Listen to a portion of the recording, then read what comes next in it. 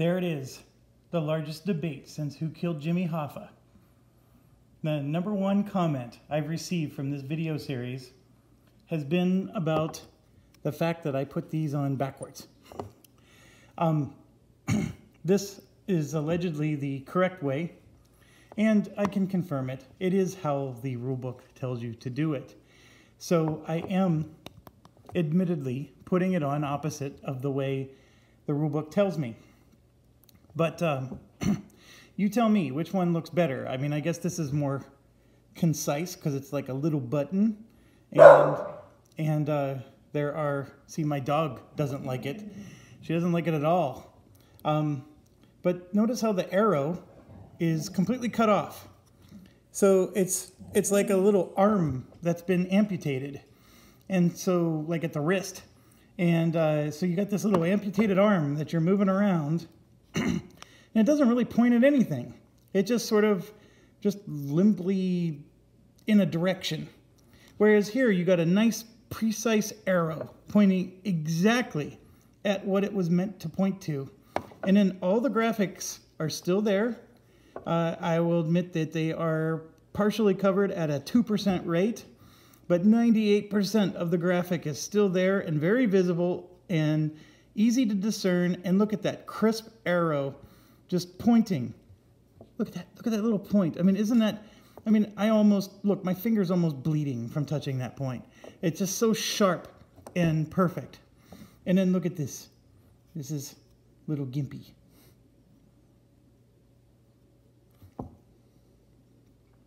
So there you have it.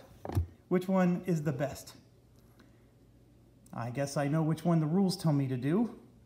I fully confess that that's why they went through the trouble of punching this thing so you could see the little amputated arm moving around and waving its flag. And yes, any intelligent person can see that this is, you know, pointing to there. I get it. I'm not arguing with that point. But you know what? An intelligent person can see that too. It's not that one is more functional than the other. From a functionality perspective, they both accomplish their goal. From a user aesthetic perspective, I have a complete arrow. Here, I have an amputated arm. But I know some people don't like this gaudy brown thing, right? That's taken up, like, that's like invading their eyeballs. Whereas here you got this cute little button with this amputated arm hanging off it. So I get it. I understand. But there you go. There's my number one comment.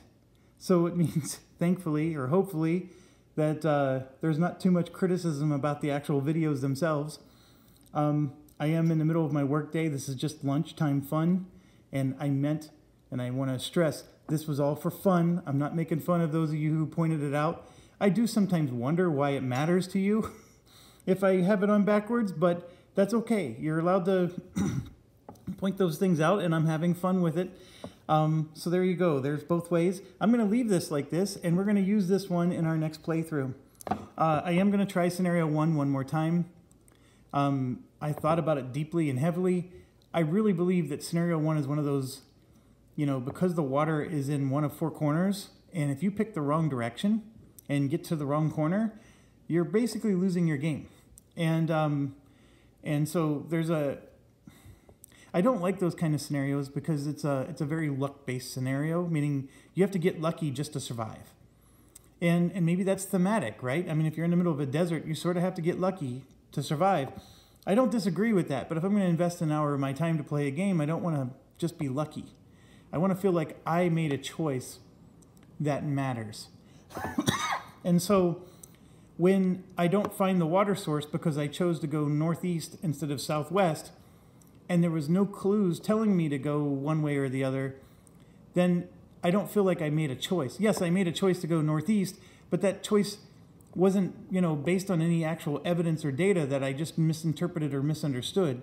It's literally just, I'm at the whim of however the tiles were shuffled. And so that choice, or lack of choice, is what makes me frustrated. I don't like those kind of scenarios.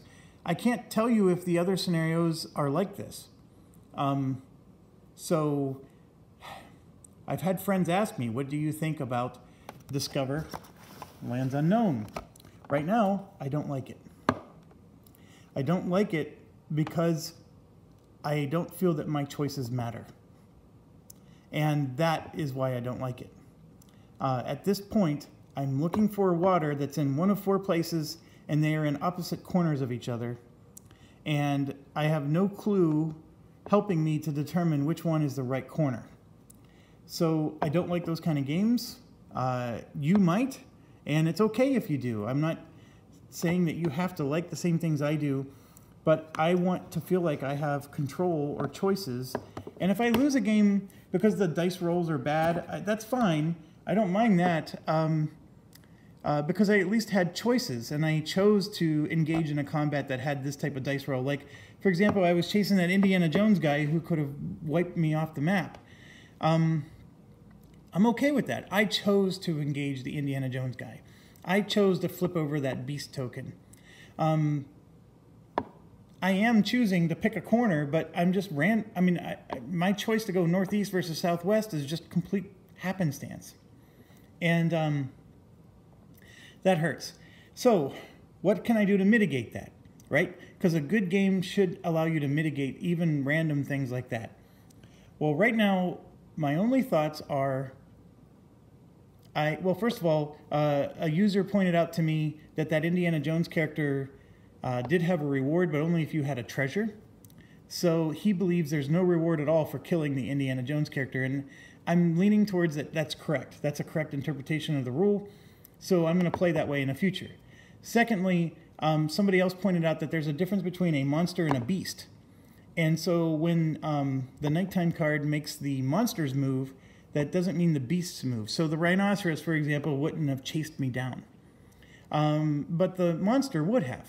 So I definitely agree with that interpretation. And that was just laziness on my part for confusing the two. I do think the rules are clear in that regard. And so I will play that differently. But now back to the mitigation of this water thing. Those food tokens, I have determined do have water on them some of the time. Not all the time, but some of the time. So I am going to aggressively go after any food tokens I find. Somebody else pointed out that Mirage, even though we know the Mirage doesn't help us, it forces you to move 3 spaces for 1 stamina. And that's an excellent point. So we could use that Mirage to sort of like use 1 stamina to move 3 spaces. And that's, as long as you have explored the tiles, that can really work to our advantage. So if we go to one corner and we realize that's the wrong corner and the Mirage is near us, we could actually use that Mirage to get back to camp so we can go towards the other corner faster. And then the third thing is we do stay alive for quite a while. So is there a way I can search these 4 corners quicker? And somebody pointed out that I shouldn't have wasted time going after this 4 tile. And let me show you real quick. I don't have it set up. So the 4 corners where the water is here, here, here, and here. So you can see that these 4 corners are as far apart as possible. And then what I did was I wasted an action to explore this tile because I was like here or something like that. So the reason I did it is because Landmark 1 is necessary to progress the quest. So there's like 2 goals here, right? One is to stay alive. The other one is you need to keep the quest moving. Well, obviously, if this had Landmark 1 in it, the last thing I want to do is walk all the way to the other side to realize that this only tile that was left was the one I needed. So I was trying to be efficient that way, but they made a good point that I need to let it go and just deal with the random or the probability that it's one of these other ones. Because there's only 4 of these tiles that have a number 4 on them. One of them has Landmark 1. So what's the chances it's this one? I got a 75% chance it's one of the other 3. It's okay. I mean, I see the logic, and I can also see how I'm going to get burned badly for ignoring that tile when I had the chance to uncover it. But they are correct. I didn't have water yet, and so maybe I shouldn't have wasted my time. Also, if I don't have water, I need to stop wasting my time looking at all the landmarks. Another excellent point. So my thoughts is the next scenario, next time I play this, we are going to do a mad rush towards the corners to find the water.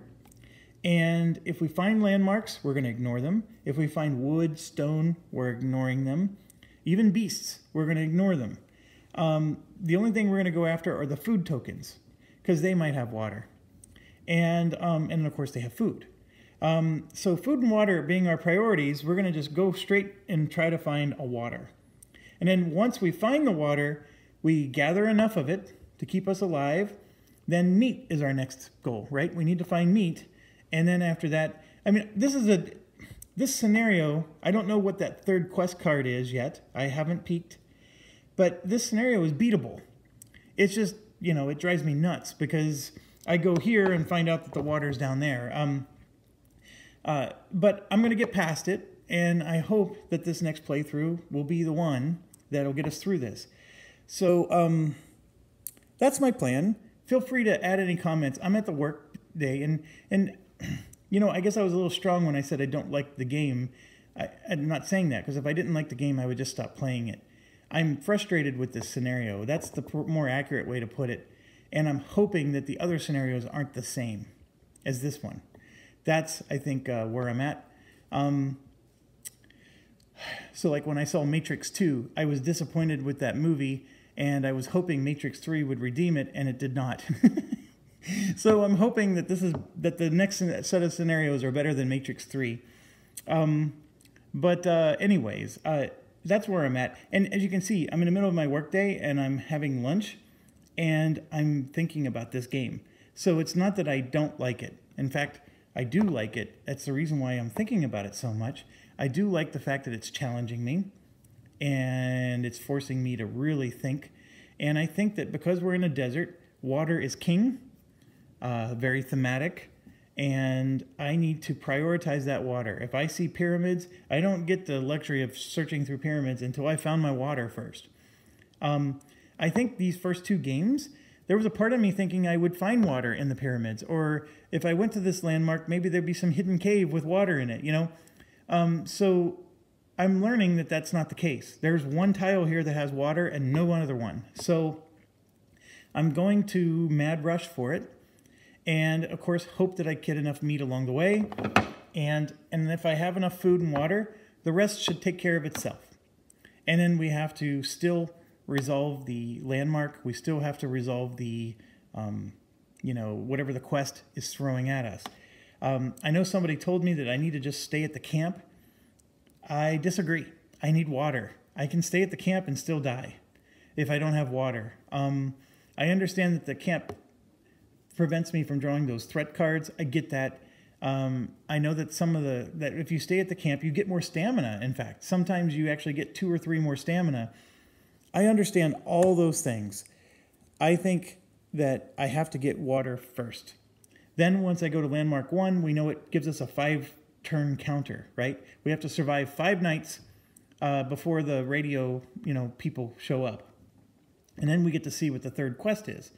Well, I agree 100% that once I find water, and then I go to that landmark 1, and I have 5 nights left, the camp is where I need to go.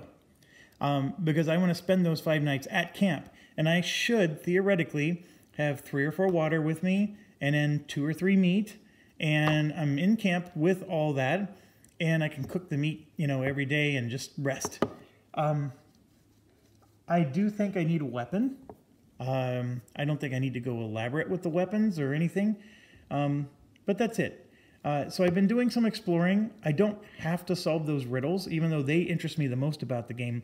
Those cards that, you know, for example, the one has the skull on it, or the, you know, the gem card, and then I think there was a third one. Oh, the hieroglyphs one. All of those fascinate me greatly. I really think if the game really starts moving in that direction, I'm going to love this game. So anyways, I'm sort of at a crossroads with it. The last thing I wanted to mention is I actually was doing those rules wrong. It's just that we never found a hieroglyphs card with the hieroglyphs translator for me to do it correctly. But I did initially misunderstand how the rule worked. But anyways, long story short, we're in great shape. And I am frustrated by this first scenario, but I think we can do it. And so that's my strategy. If anybody else has any ideas, let me know. I gladly will accept some thoughts on it. I think that's pretty much what I must do. The other thing I was contemplating is just controlling 2 characters. And then, obviously, if I control 2 characters, I get to explore the map twice as fast. And I do think that's a huge advantage. I really do. I think playing solo is actually an extreme disadvantage when you need to explore the 4 corners.